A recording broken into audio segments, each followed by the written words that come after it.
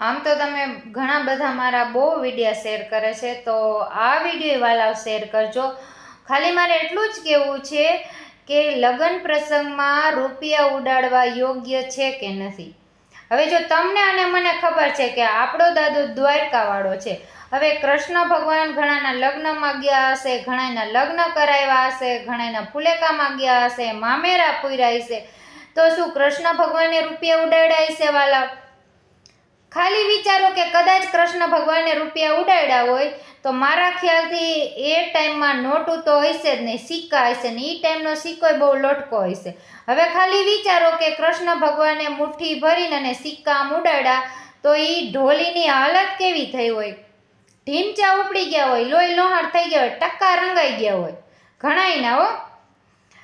તો મને તો એટલી ખબર છે કે કૃષ્ણ ભગવાન સમજદાર હોય એટલે એ ક્યારેય લક્ષ્મીને ઉડાડે જ નહીં.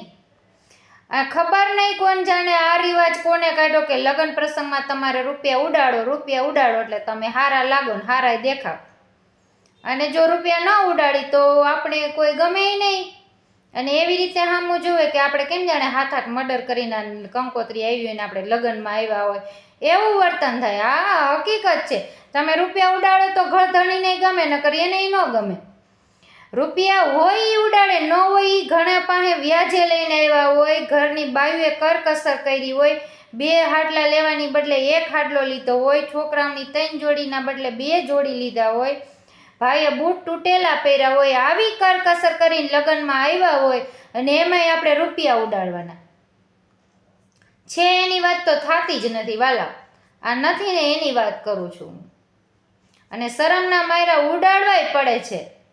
દીકરાઓના શોખ પૂરા નથી કરી શકતા પણ લગ્નમાં જાય